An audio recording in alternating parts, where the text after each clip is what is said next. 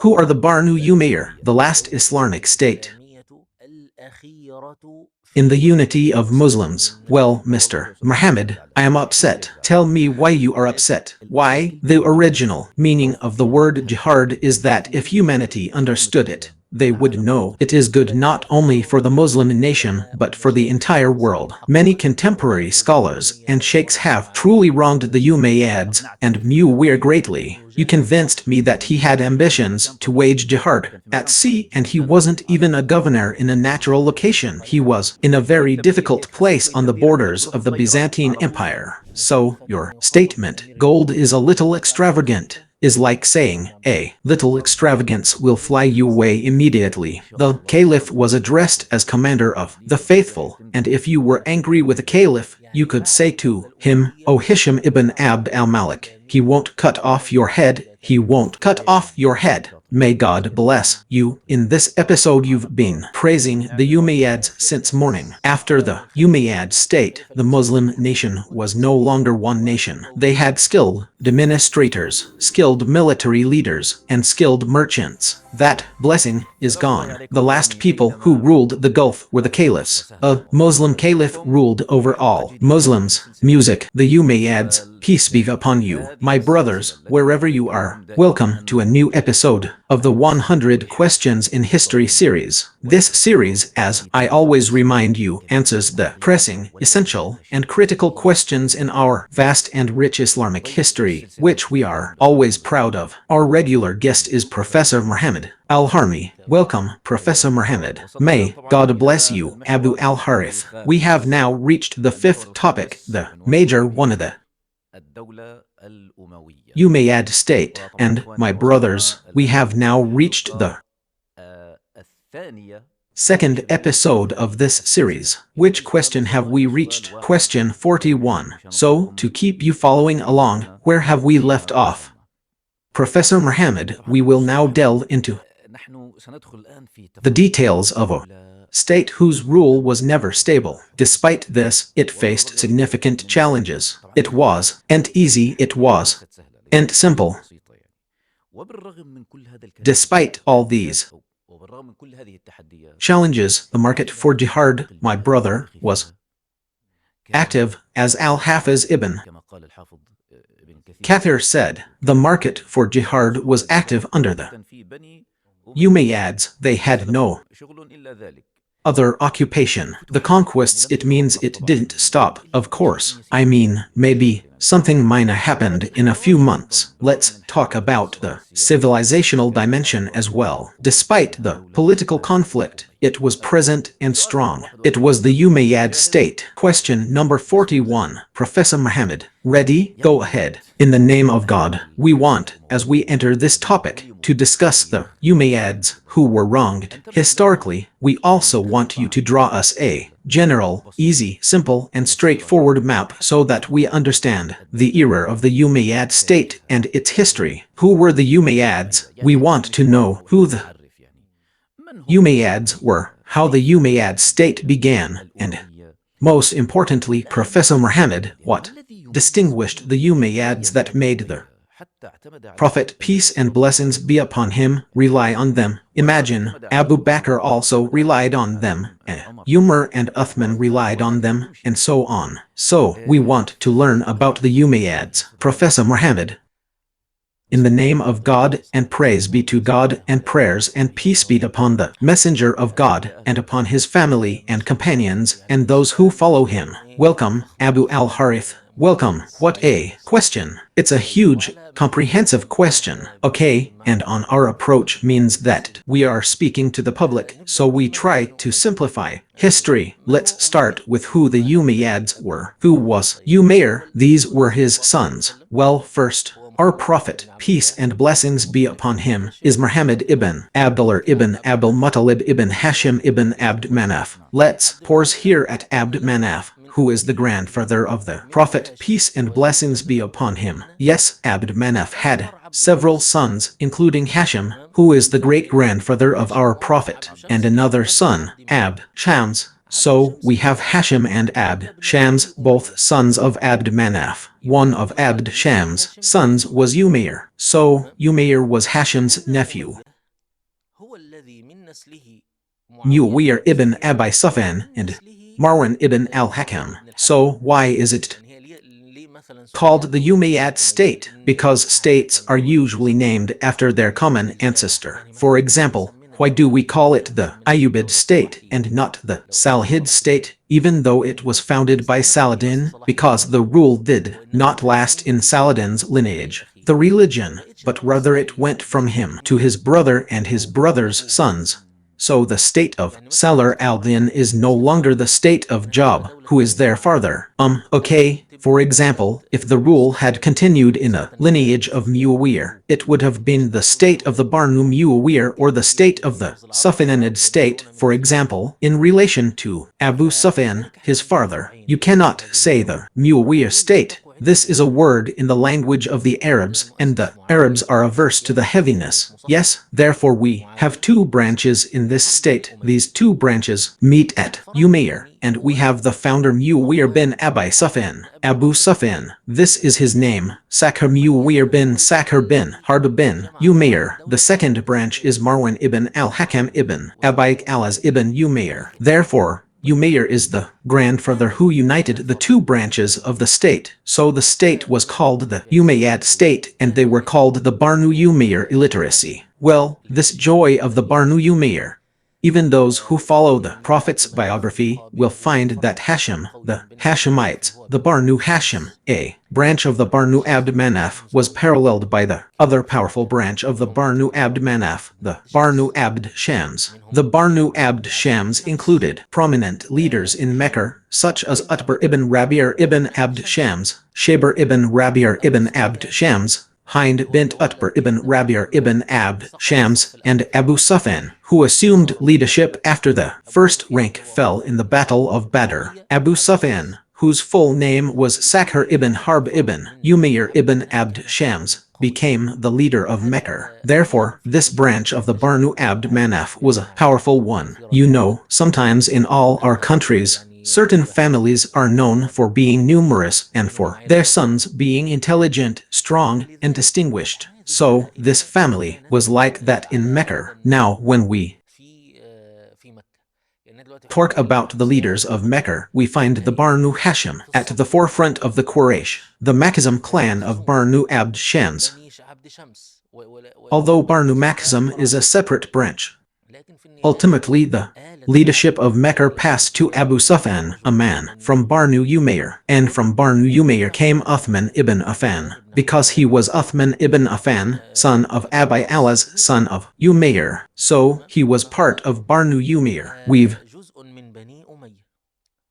now reached a point where I'm saying these are the Umayyads. So, when did Banu Umayr emerge as an independent entity coinciding with a fitna civil strife we discussed in previous episodes, whose leader on the side of the people of Syria was Muawiyah ibn Abi Sufyan? Now, Muawiyah ibn Abi Sufyan, we might come back to him later. We want to get a general overview. For example, you're asking why the Prophet, peace and blessings be upon him, relied on them. This is an important question, Professor Muhammad. Yes, Ibn Taymiyyah, for instance, says that we don't know of any governors of the Messenger of God, peace and blessings be upon him, who were more numerous than Banu Umayr. The state positions that existed during the time of the Prophet, peace and blessings be upon him, the provinces. If we examine these provinces, we will find that the largest number of them were held by the Banu Umayr. This indicates their large numbers, their competence, and their merit. For example, Abu Sufyan himself, who was the enemy of the Prophet, peace and blessings be upon him, was appointed by the Prophet as governor of Najran for most of the Prophet's biography. He died while Abu Sufyan was still governor of Najran. Glory be to Allah.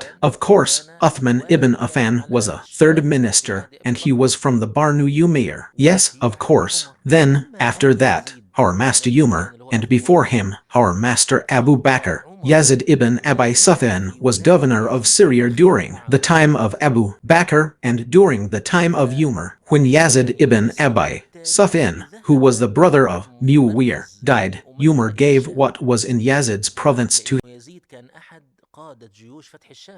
we now have the armies that conquered Syria. There were, for the army of Amr ibn al-As, the army of Shurabil ibn Hasna, the army of Amr ibn Asad, Amr ibn al-As, Shurabil ibn Hasna, Yazid ibn Abi Sufyan, and the general commander was Abu Ubaidah ibn al-Jarrah, and in a later force was Khalid ibn Said ibn al-Ars. He was one of the armies of the conqueror of the Levant, and he was a governor. Then after he died, Muawiyah took his place. When our master Uthman ibn Affan came to the governorship, he made the entire governorship of the Levant for Muawiyah. Of course, Muawiyah remained governor until the death of Umar. This is actually one of the forms of merit that our master Muawiyah had. Our master Umar, was at the top of what? In overseeing his governors, holding them accountable, and controlling them. Muawiyah ibn Abi Sufyan remained governor from the time he was appointed until Umar died. He wasn't even in a normal location. He was in a very difficult place on the borders of the Roman Empire. You know what you're saying, Al-Harbi said. It suffices to say that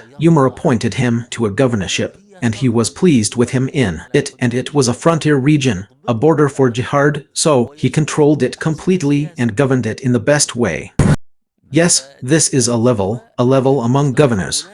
Our master Umar, in other provinces, dismissed other companions. For example, he dismissed Abu Hurairah from Bahrain and Sa'd ibn Abi Waqqas from Kufr. We mentioned the Kufr issue in previous episodes. Our master Muawiyah was able not only to control matters internally so that people loved him and didn't complain about him, but also internally and externally. He had the ambition to wage jihad at sea. Our master Umar was hesitant about jihad at sea, saying, "I don't want to endanger the Muslims." So, our master Muawiyah waited until Umar died and then offered the idea. Was presented to our master Uthman. Our master Uthman said to him, "If you insist on jihad at sea, you will be the first one to drown in the sea, along with your family, so that you will not become what you are. Don't shy away from risk." Indeed, Muawiyah embarked to conquer Cyprus, and he and his family were among the first army to conquer the sea. There is a hadith in Bukhari: "The first army of my nation to conquer the sea has earned paradise." Ibn Hajar and al-Balkini, who are commentators on Bukhari, say that this means they have earned paradise through their jihad. They were the first people to conquer the sea. So we are talking about competence and strength. Our master Muawiyah remained so throughout the reign of our master Uthman. The total duration of our master Muawiyah's rule over Syria was 20 years, God willing. Yes, 13 years during the reign of our master Uthman and 8 years during the reign of our master Umar. 20 years. Of course, he gained a great deal of experience. Look, great experience. When we talk about our master Muawiyah, we can discuss him, but our master Muawiyah is one of the most dangerous figures in history, not just Islamic history, but one of the most dangerous figures in all of history, God willing, because our master Muawiyah ruled the people with forbearance. You know, that amazing balance between forbearance and discipline. What is it? You feel he was very forbearing, and it was perfectly normal for someone to insult him. Even Muawiyah let it slide, but no one could challenge his authority. Their king was so forbearing. It's almost always the case that those who rule do so through force, prestige, and fear, and it's often the forbearing one who is challenged. Muawiyah, no, it's not like that. Wait a minute. Okay, I want to add something very important to the story of the rightly guided caliph's reliance on the Umayyads, specifically Umar, who was known for his discerning taste. If he caught you in any way, even a little extravagance, he'd immediately dismiss you. For example, on one of his visits, he came with a procession and guards. Muawiyah saw humor and didn't like the sight, so he told him, "We are on the borders of the Roman Empire, so you need to understand that assassinations could happen." Yes, you might mean, read this, that's true, and this is proof that it's all right. I will keep using you, meaning you convinced me, he said to him. I have never argued with you about anything except that I found you had an opinion on it. I neither commanded you nor forbade you, so I mean the mentality that makes our Master Omar convinced and consider the Muawiyah, blacker, I interpreted, means more generous, more forbearing, and has the ability to rule. This is from my blood. Who is speaking? This is Ibn Umar. And they said to him, so Abu Bakr, Umar, Uthman, and Ali, he said, by God, they were better than Muawiyah, and Muawiyah was blacker than them. I mean, this is Ibn Umar speaking. Anyway, we will come to Muawiyah, God willing, when we talk about him. But right now, as we are drawing a general map of the Umayyads, we say that Muawiyah became a center of power in the Levant, and many of the Banu Umayyad who had originally gone out for jihad, meaning they hadn't gone out for kingship, sided with him. This is because Abu Sufyan lost his eye at Yarmouk. His father lost his eye fighting the Romans at Yarmouk, and Hind, his mother, was among the Muslim women at Yarmouk. And Yazid ibn Abi Sufyan, as we mentioned, was part of the armies that conquered the Levant. So, in any case, this stability of the Banu Umayyad in the Levant gave them a strong center, and Muawiyah, with his competence, won the hearts of the people of the Levant, as the historians say. Okay, so after that, how did it happen? I mean, when the strife occurred between our Master Ali and our Master Muawiyah. Our Master Muawiyah was the leader of the Banu Umayyad. Umayyad was the strongest man among them, and that's why he married Uthman ibn Affan. Uthman ibn Affan's family, his sons, all entrusted or appointed Muawiyah to be the one to seek retribution for Uthman's murder, considering him the strongest man in Uthman's clan, which was a Banu Umayyad after Uthman. This is the origin of the dispute between Ali and Muawiyah, and the fitna civil strife we discussed in previous episodes occurred. Then Hassan ibn Ali ibn Abi Talib came and relinquished the caliphate to Muawiyah in the year 41, or the year known as the Year of Unity. This is where the Umayyad state began. We will certainly need to pause again to discuss Hassan and his abdication to Muawiyah, but for now, as we draw a general map, starting from this moment, 41H, look again,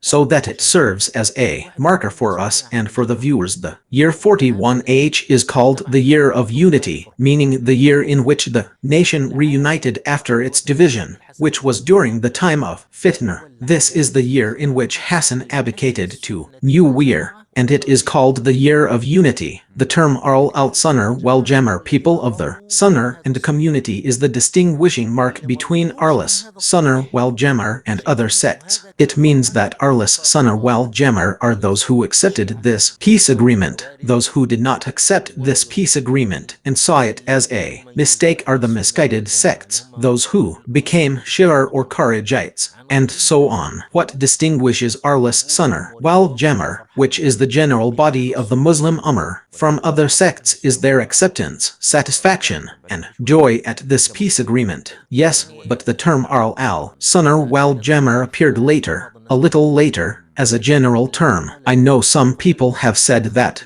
but those who said it approached the study from the perspective of sects and didn't realize that the origin of the name, the origin of the action, the origin of the mark, is this, because they cite as evidence that some correspondences began to include the term al-Sunnah wal-Jama'ah when the Sultan sent to this scholar, and this scholar replied, I only know that he is from Ahlus Sunnah wal-Jama'ah. It began to be written down. But where is its origin and where is its root? I mean, who named these Sunnis al-Sunnah wal-Jama'ah? What is the origin of this peace? What is the origin of this peace? Okay, let's pray for the Prophet. So, we've started. What is the Umayyad state? Let's divide it if we're drawing a map. Let's say there's a founding stage, a stage we'll call the second fitna, a peak stage and a collapse stage. So,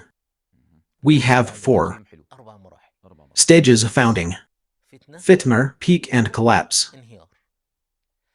Look at the great, huge, and immense Umayyad state. There was no state greater than it in all of Islam after it. I mean, the Umayyad state was the greatest state that Muslims experienced after the Rashidun Caliphate. No one after it reached its level. Subhanallah, glory be to God. This is important. Yes, the Umayyad state was the best Islamic state after the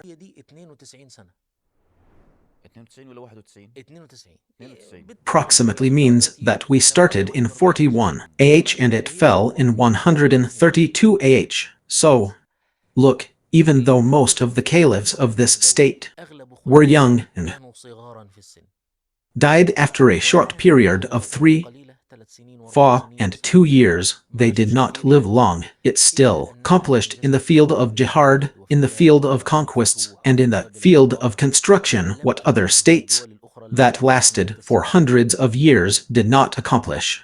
Okay, the founding stage was the period of Muawiyah. May God be pleased with him, and his son Yazid ibn Muawiyah for 3 years, and his grandson Muawiyah ibn Yazid ibn Muawiyah. This lasted either 3 months or 40 days, according to differing accounts among historians. Yes, and he conceded and relinquished the caliphate. Here began another stage, which we call the second fitna.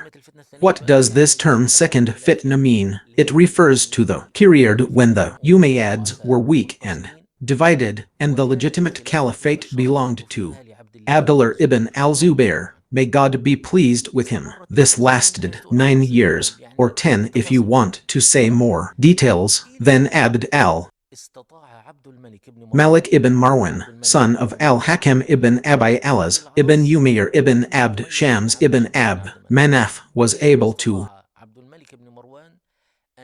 end the caliphate of Ibn al-Zubayr and reunite the Islamic state under his rule once again. Abd al-Malik and his 4 sons ruled, and in between, for 2 years, his nephew Umar ibn Abd al-Aziz. This was the peak, leading up to Hisham ibn Abd al-Aziz, King Abd al-Malik ibn Marwan, then his son al-Walid ibn Abd al-Malik, then al-Walid's brother Salim ibn Abd al-Malik, and then the 2 peak years, the very peak, which were Umar ibn Abd al-Aziz, then Yazid ibn Abd al-Malik, then Hisham ibn Abd al-Malik. When the generation of sons ended, we entered the decline, starting with al-Walid ibn Yazid ibn Abd al-Malik, which is the nickname of Ibn Walid the Wicked, and then Yazid the Deficient, Marwan the Donkey, meaning, God forbid, yes, and some people think that after Yazid the Deficient, Ibrahim,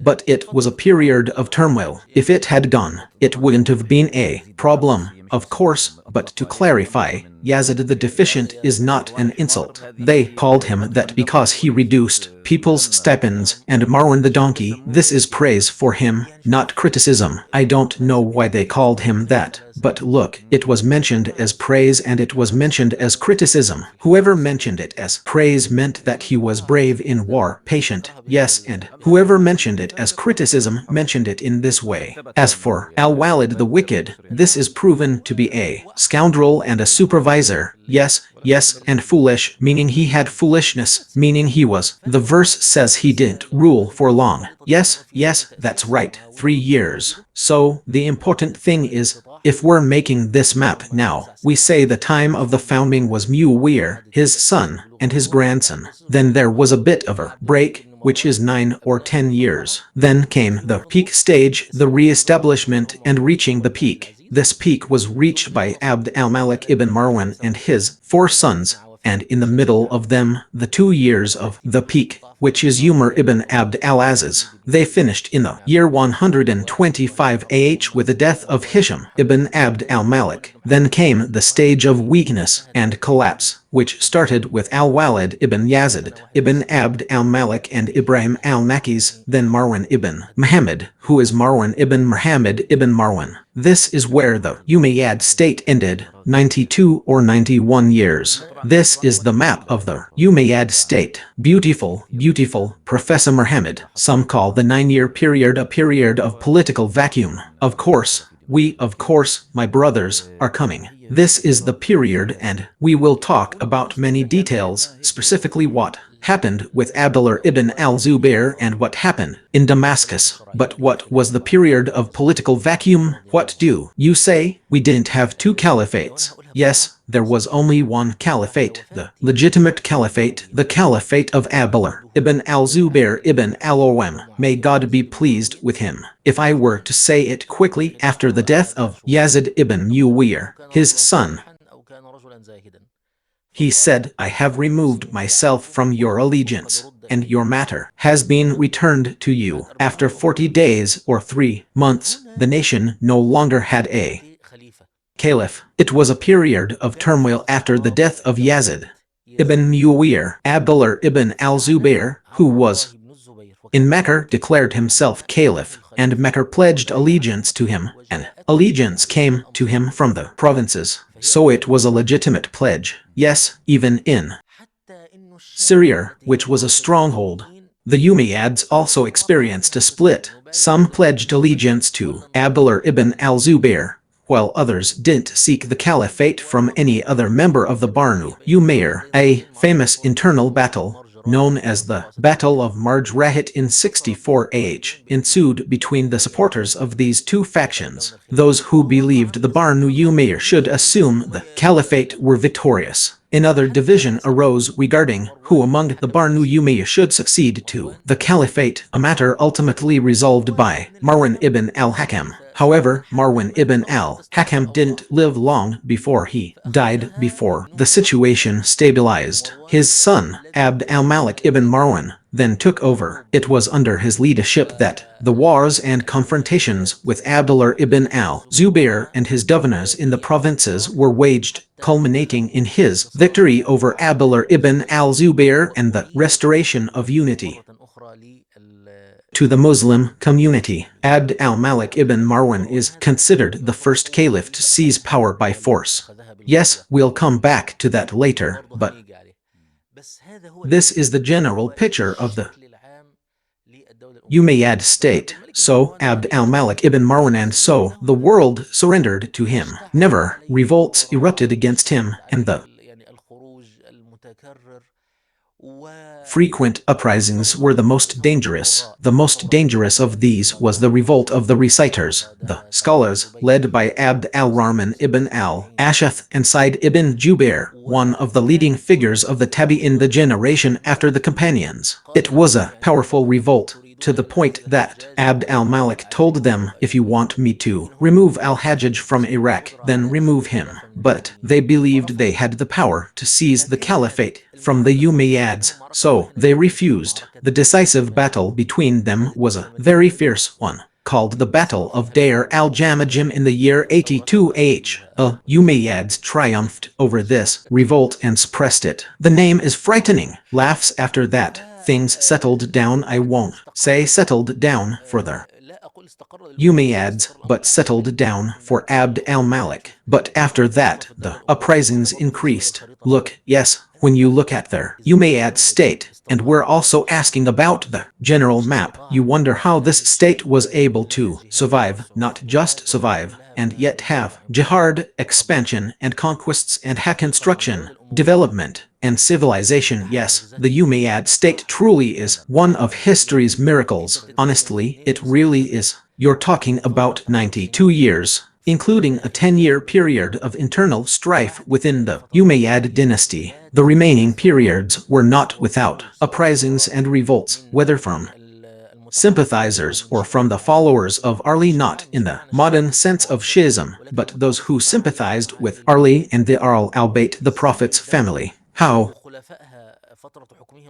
could a state with such short reigns and quick deaths survive, extend the borders of Islam to China and France? And how, in the time of Walid ibn Abd al-Malik, was the Umayyads fighting on 4 fronts simultaneously? There was Muhammad ibn al-Qasim al-Thaqafi conquering Sindh, present-day Pakistan, Qurayb ibn Muslim al-Bahili conquering Central Asia, Maslamr ibn Abd al-Malik conquering the Caucasus and the north, and Musar ibn Nusayr conquering North Africa and Andalusia, and Tariq ibn Ziyad Musar. Yes, glory be to God. How did this happen? It's truly amazing, of course, and it adds to the honor of the Banu Umayyad that the Prophet, peace and blessings be upon him, married her. Yes, Habiba Ramla bint Abi Sufyan, daughter of Abi Sufyan, and she was from the Banu Umayyad. That's why Muawiyah is called the maternal uncle of the believers.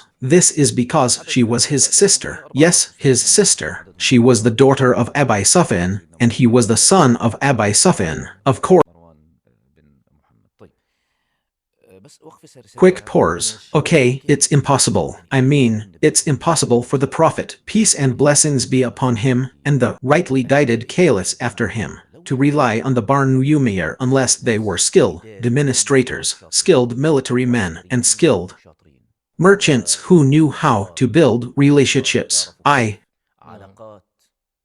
mean, you wouldn't rely on an unqualified person. A question we raised is in the general context. What prompted the Prophet, peace and blessings be upon him, to employ them in the provinces except that they had qualifications? We said he employed them well, but why? I mean, what made the Prophet, peace and blessings be upon him, and the caliphs after him, what abilities did they possess that distinguished them from the other branches of the Quraysh, such that they were used in this way? This is what we are discussing. According to what I have read, during the time of the Prophet, peace and blessings be upon him, 7 of his governors were from the Banu Umayyad. Yes, if this information is correct, I don't recall the exact number. Perhaps I can't pinpoint it now, but yes. And I mentioned to you Ibn Taymiyyah's statement that he did not know of a greater number of governors appointed by the Prophet, peace and blessings be upon him, than from the Banu Umayyad. Of course, when we say that the Prophet appointed them, and Abu Bakr appointed them,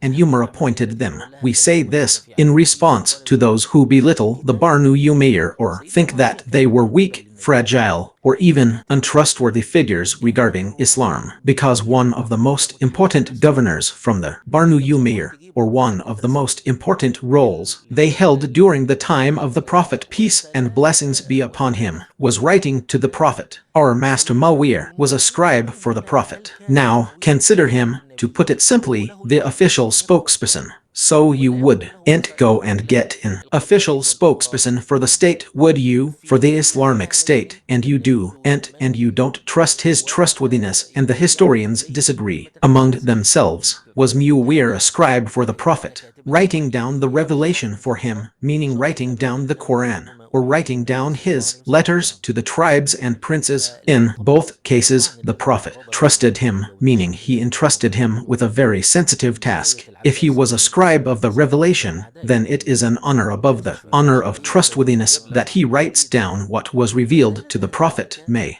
God bless him and grant him peace. Yes, because of course, the slander that the Umayyads were subjected to, and the distortion that the Umayyads were subjected to from the beginning of the Abbasids, because the Abbasids were of course the enemies of the Umayyads, severe distortion and severe slander. Yes, and that increased, that slander against the Umayyads increased with the contemporary Western attack, meaning the contemporary Islamic weakness. You know, I mean, now when you woke up in a nation, you found that this nation was defeated. Our nation was defeated, and the people who triumphed over it are people who have something called democracy and the rotation of power. So what happens? You go back and say, but we had democracy and a rotation of power. This is the effect of the victor. We had Abu Bakr, then Omar, then Uthman, then Ali. Who was the first to break this democratic chain? I am now telling you, how does the vanquished think? Yes, you'll say Muawiyah. Many contemporary scholars and sheikhs have indeed wronged the Umayyads and Muawiyah greatly, making him the first to deviate from this path. I'm sure we'll come up with this in the questions. Yes, but the attacks on the Umayyads increased during two major periods in our Islamic history, the first during the Abbasid era and this contemporary period. This contemporary period is one of the most intense periods that witnessed attacks and distortions against the Umayyads. Even though the Umayyads were, in reality, a greater people than the Abbasids. I have no doubt about that, but I don't want to argue or get into disputes. But it's also certain that they were greater than the Westerners who defeated us. Now, sometimes you find things circulating in the Muslim imagination that an American or British leader is better than the Umayyads. No, how can you talk like that? I mean, look at the truth. Abu al-Harith al-Maghlub. He is psychologically defeated and does not pay attention to matters no matter how obvious they are. For example, now you find someone asking him, "So what did you want Muawiyah to do?"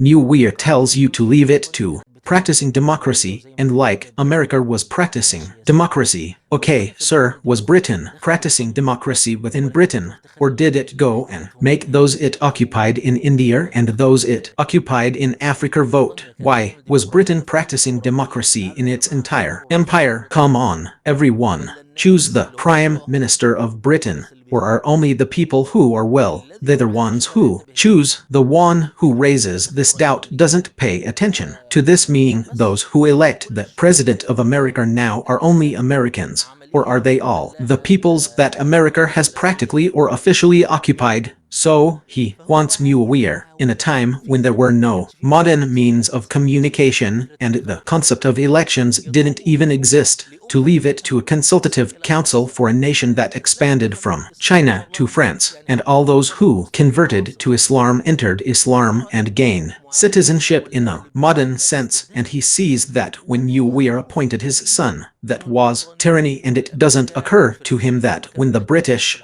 Americans, and French they occupied half the world, they didn't leave it to the discretion of these nations. What they did means that, in addition to the fact that there's still a very deep philosophical and intellectual dimension to this issue of tribalism and injustice, what I'm talking about is that it's unjust to expect that the action Muawiyah took 1,400 years ago is the cause of the calamity you're in. This is frankly an escape from responsibility and an escape from history. Muawiyah, may God be pleased with him, and all those who came after him, the powerful ones who dominated the world, knew how to utilize circumstances to their advantage. Don't you, weak, tired, feeble one, who can't even say a word to your current ruler, or even to the police officer you meet in the street, dare to criticize Muawiyah, who dominated the world, or the Umayyads? What's wrong with you, Professor Muhammad, who's listening to you now? He'll say, "Oh, so you mean we have no problem with someone becoming our king by force, or someone just staging a coup and seizing power?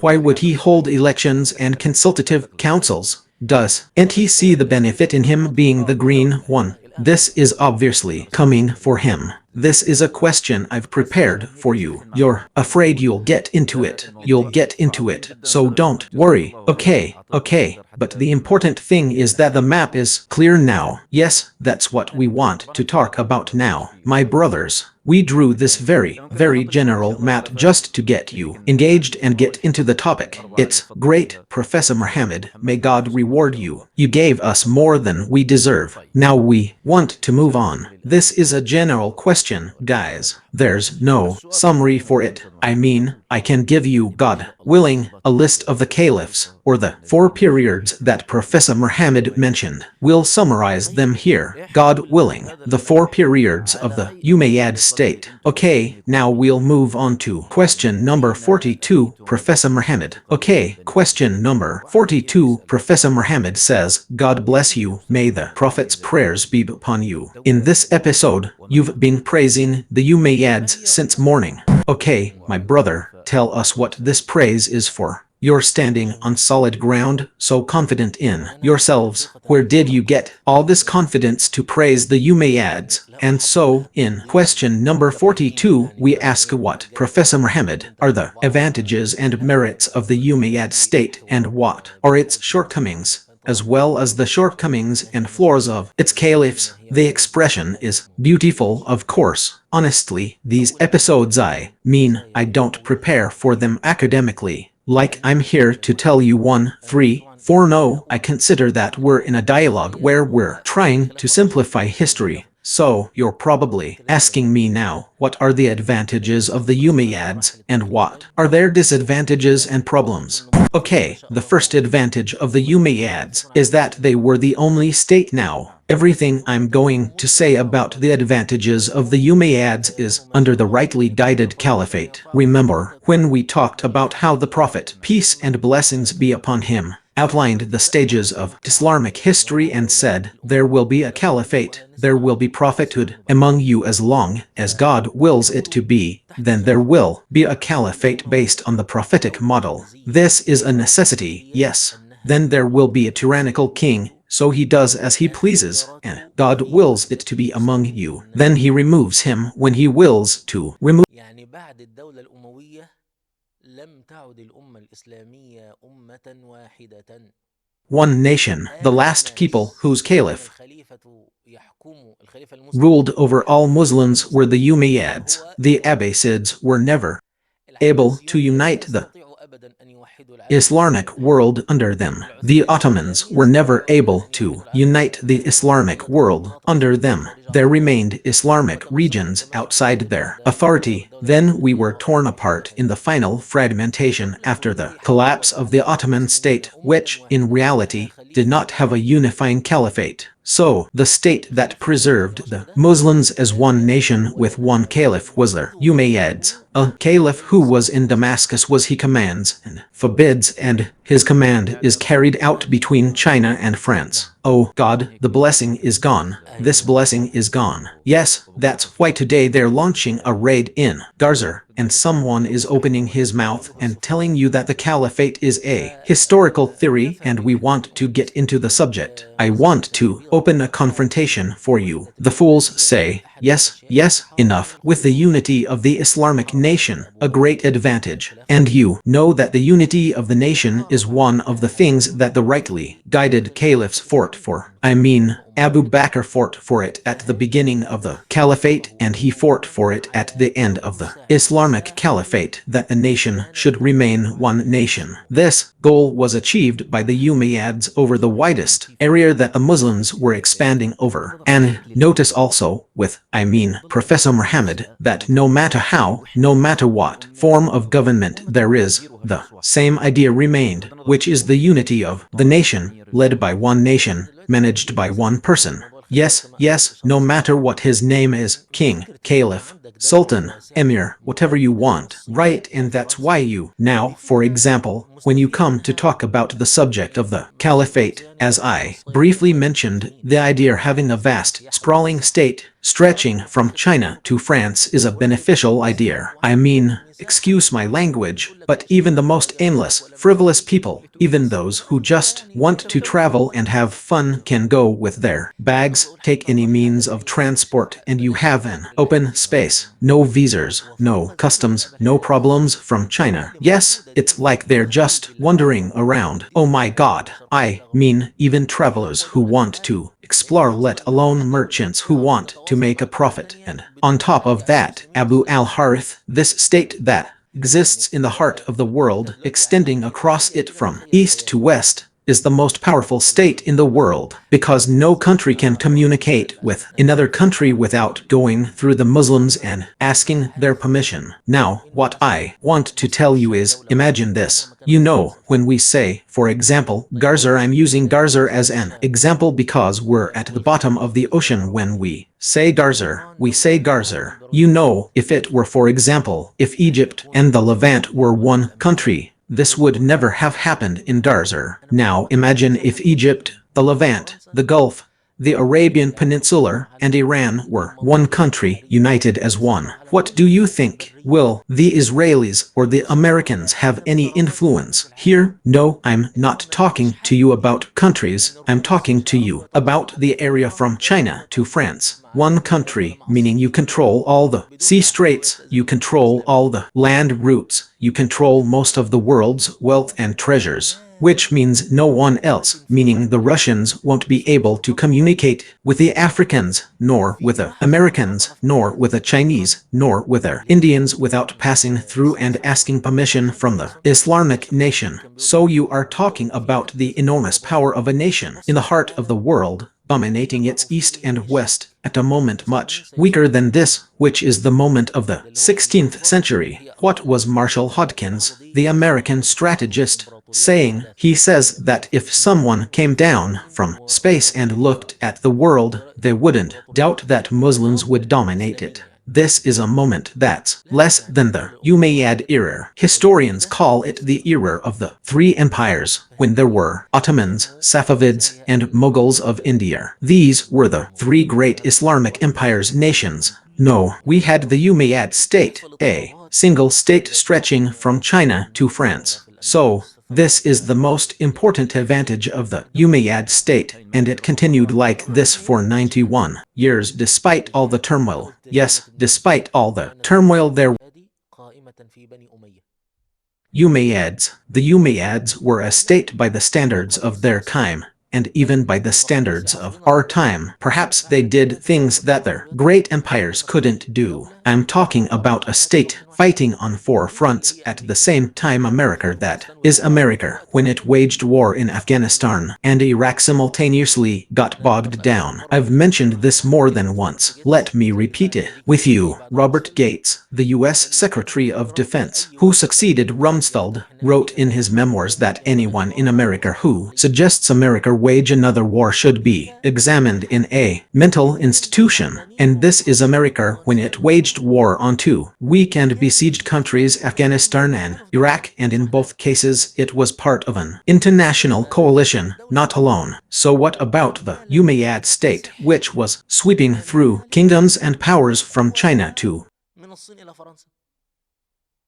France? It's a fantasy, and its rule was supposed to be stable. It's a fantasy, a state that deployed four armies at once. And I was just reviewing a research topic, Montgomery's book, The Famous English Commander, which is called War Through History, in 9 volumes. When he got to the Islamic wars, he said, it's true, the Maghreb was a bit difficult for them, but strangely enough, Islam then took root, and those who conquered Andalusia were Libyans and Tunisians. So the nation was entering Islam and becoming conquerors of nations. Well, this doesn't happen elsewhere, of course. In the episode about Umar ibn al-Khattab in this series, we discussed the conquests and how they were distinguished. I hope they revisit it. I mentioned, and please excuse me, this is a kind of promotion, but in the book In the Corridors of History, Volume 1, I compiled how Western Orientalists described the Islamic conquests as unparalleled in military history, unmatched in terms of strength and capability, tolerance and morality, and the fact that these conquests were not acts of destruction, but rather a civilizational leap for nations. One of the distinguishing features of the Islamic conquests was that conquered peoples became conquerors themselves. Imagine that.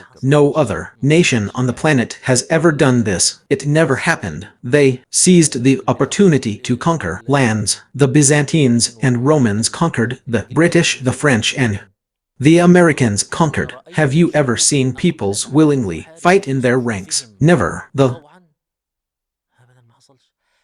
French and British, when they wanted to, of course, conscripted people. They conscripted Algerians, Senegalese, Egyptians, and Indians, but they conscripted them forcibly to fight. But for people to volunteer to wage jihad and conquer lands after they had embraced Islam, that's something that never happened before. So, the second characteristic of the Umayyad state is its seriousness. So, the first characteristic is political. Let's talk about the second. which is very important, military, cultural, and moral, because jihad, in its essence, is a major principle under which it is said that these were the most tolerant conquerors. Yes, and these conquests were a civilizational leap, not just a matter of people entering the religion of God in droves. And I told you before that Arnold Toynbee said the only exception to the movement of food throughout history was the early Arab conquests, by which he meant the Rashidun Caliphate and the Umayyad state, or rather, it was the only place where people accepted the culture of the conqueror and abandoned their own cultures. This didn't happen in any other conquests. Imagine, you enter his religion, yes, and then you learn his language willingly, and you become a conqueror and a conqueror. Conviction, satisfaction,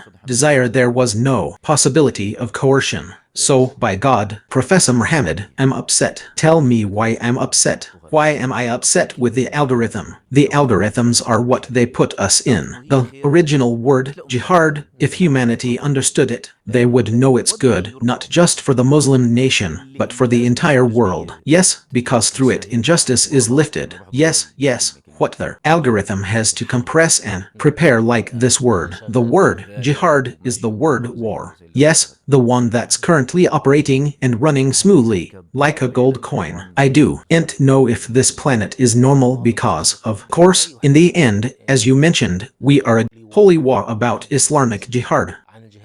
And instead write jihad, because they see that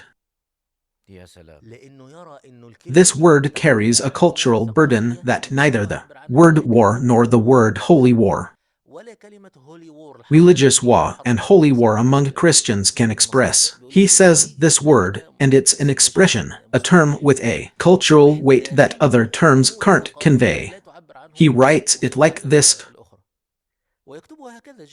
jihad or jihadism. The sentence is powerful. I've never heard it before. Yes, I want to add to your point that if these algorithms truly aim to benefit humanity, they should prioritize the word jihad as soon as they find it, so it reaches more people. Because the person I'm talking about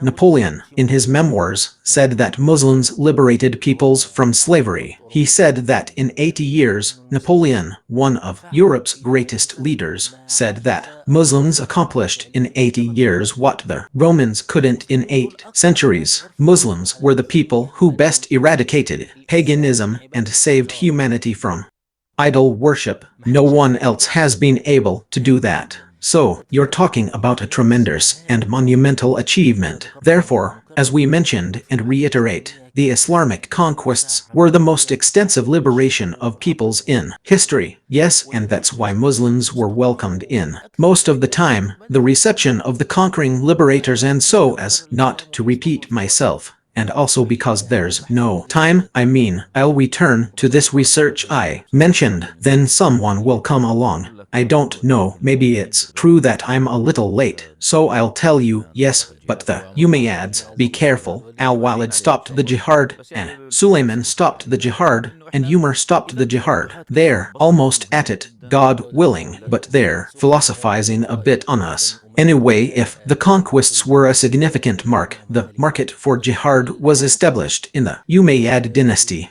Nothing hindered them from it. Nothing prevented them from it. Okay, the third thing is the Arabization of the Umayyad state. Now, according to your classification, the first case was political, the unity of the nation, and the second case was military, based on the observations we made about the conquests. The third case was civilizational. Arabization was now. We have an Islamic state, the Diwan's government departments. No Arabization of the Diwans and Arabization of the currency. Yes, that's right, we made an Arabic currency. Islamic, yes, our currency, yes, because before that, the Islamic state meant that people dealt with each other according to the conquered regions. You see, we have a history of very rapid and powerful conquests, so many things remained as they were, because the speed of the horses and the speed of the conquests were very rapid. So, for example, people in Egypt dealt with each other in Coptic, people, in Persia in Persian, and so on. The same applies to currencies. Then the Umayyad state came and laid the Arab civilizational foundation for the Islamic state, which is that the diwans, in modern terms, the state institutions. Yes, the diwans began to communicate in Arabic, then the Arab currency, the gold dinar and the silver dirham, began to be minted in Arabic,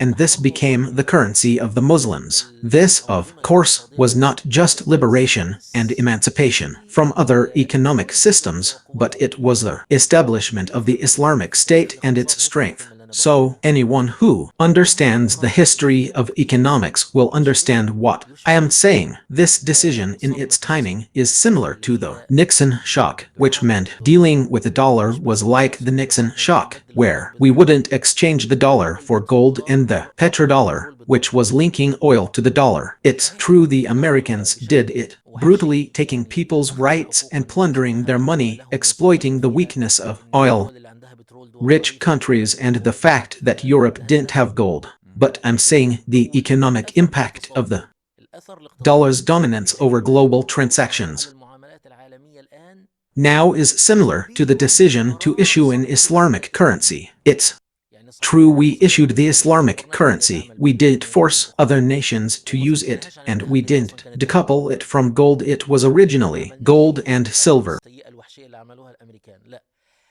But the vast, expansive Islamic state, with its currency, naturally saw the strength of the state become the strength of the currency. So instead of the strength of the Islamic State, it would eventually end up being Roman, Byzantine, and Persian dinars. Is that correct? The Islamic State had its own currency. This matter doesn't require much explanation because it involves technicalities. This was during the time of Abd al-Malik. I believe the first currency was minted. Yes, during the time of Abd al-Malik, their Arabic wasn't based on ethnicity. Of course, some people immediately assume that it was Islamic in Arabic script. We resolved the issue of ethnicity in the second section when we were discussing Islamic civilization and Arabization. We said that the Prophet, peace and blessings be upon him, said, Arabic is the language. Whoever speaks Arabic is an Arab. Yes, this is another term. So, every non-Arab who speaks Arabic became an Arab, and if a Qurayshi or Hashemite lost their Arabic, they were no longer considered Arab. This is based on the hadith of the Prophet, peace and blessings be upon him. Although there is some addition to the hadith, its meaning is correct, and some hadith scholars have authenticated it. Anyway, this Arabization, my friend, was a civilizational leap. State institutions began using the Arabic language and the sciences began. The seeds of translation were sown during the Umayyad era and reached their peak during the Abbasid era. We will discuss that later, God willing, but the beginnings of translation were the translation of the first sciences from Syriac and from the Indian and Byzantine languages. The beginnings of this translation started during the Umayyad era. Arabization was one of the most important achievements of the Umayyads. Let me tell you something even more important than what I've said. How do I put it? I'll call it that later. The Umayyad state was an Arab state. What does an Arab state mean? It means a state based on the simplicity of the early Arabs. The caliph was addressed as commander of the faithful, and if you were upset with the caliph, you would say to him, O Hisham ibn Abd al-Malik, O Walid, and he wouldn't cut off your head. There were no Sassanid or Caesarian protocols for kings and their court. There was no such thing as a royal palace. The Umayyads ruled from their homes. Yes, his house was a palace, but ultimately, there was no such thing as a royal palace. There were no protocols. The moment you entered, you looked at the ground, kissed the prince's hand, kissed the dust, kissed his clothes, or followed the protocols. That it was known to the Persians, but it was not present for the Romans. Therefore, Ibn Hazm says, it was an Aram.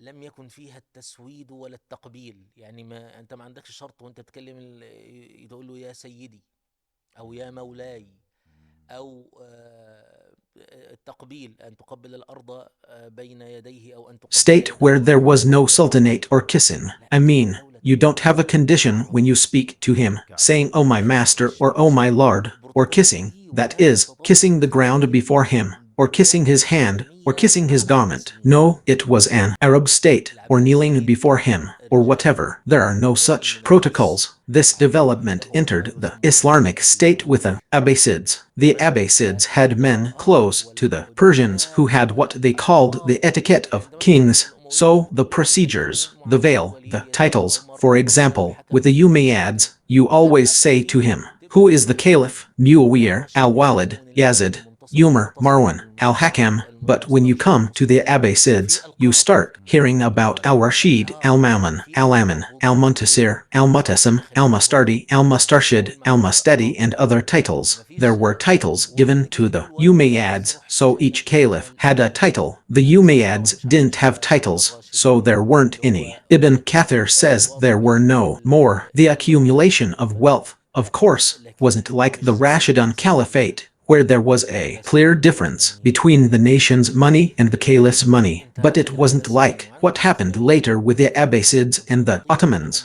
So, you have the Abbasids and the Ottomans. They were kings and sultans, and they had procedures and protocols. They distanced themselves from the Arab spirit, where the caliph was somewhat distinguished from the people, but not, and its men were Arabs, relying on Arab tribes. The leaders of the state were entirely Arab. Therefore, there weren't these differences between them. This is the third advantage. We mentioned the unity, the conquests, and we mentioned the Arabization, and add to that later the cultural and urban renaissance. The most prominent remaining traces of this cultural and urban renaissance are the two great and magnificent sites, the Umayyad Mosque and the Dome of the Rock. Yes, the Dome of the Rock. The Umayyads took great care of it. Historians say that the tax revenue of Egypt was spent on it for 7 years. This dome was covered in gold. The tax revenue of Egypt, that's the second largest province in the Islamic world. You know what I mean? I don't know what to tell you. For example, if we Egyptians, for instance, if we say that most of our foreign currency budget is remittances from Egyptians abroad, you see, when you look at the Egyptian budget, most of it is remittances from abroad. When a president comes in, he takes all these remittances from abroad to use them, something specific. So this indicates the intensity of his interest in it. Yes, he took the tax revenue of Egypt for 7 years to build the Dome of the Rock, and that's why the Dome of the Rock is still recorded as one of the most amazing architectural structures in history. Yes, it's very beautiful. And when there was left, I mean when there was gold and money left, he said, "Smelt it into gold and pour it over the door." I mean, the money overflowed. And of course, the Umayyad Mosque is the site of the Umayyad dynasty. And there are other things, like what they built of springs, what they paved of roads, and what they dug of canals. These are the details. So the seed of the Islamic nation's civilizational renaissance was with the Umayyads, and perhaps one of their most prominent imprints was also spreading the religion itself, teaching people about the conquests. What are the conquests? They were accompanied by teaching and establishing the religion in their hearts. That's right, that's right. Okay, what are its merits and its flaws? And if that's a quick one, because the episode is over, Professor Muhammad, why don't we leave it for the next episode so we can start discussing it without me feeling that I need to shorten it? If you're done, let's start with its market. Okay, but let me tell you a short story about the Umayyad Mosque to close this episode. This was during the time of our Master Umar ibn Abd al-Aziz. Of course, He was a man who didn't like extravagance,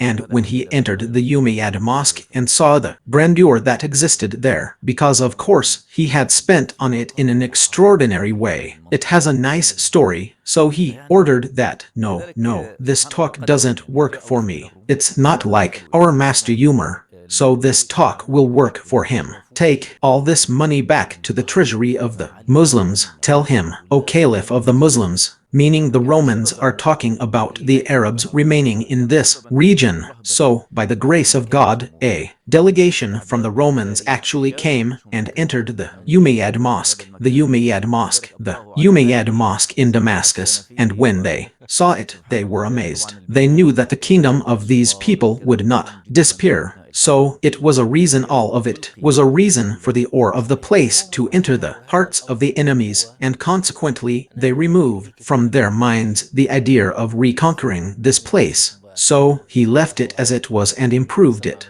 Glory be to God. Of course, construction and fortresses, walls and such, are very important in building civilization because they instill in people's hearts. And this is something I had a book about, which I didn't finish. I won't mention the title so no one looks for it, or because I haven't finished it yet, but there was a chapter I wrote about how beauty was a weapon of war in Islamic history, or how, at certain moments, the caliph or Muslim prince saw that he should impress the ambassadors entering his presence, and they succeeded in this when they entered the caliphate during the Abbasid era, and also when they entered, for example, Madinat al-Zahra in Andalusia, and some other situations. What the Muslims possessed of this civilization caused a psychological defeat for psychologically defeated. Yes, this was indeed used by the caliph. So, of course, this is also a question in which we listed several things. In summary, the Umayyads had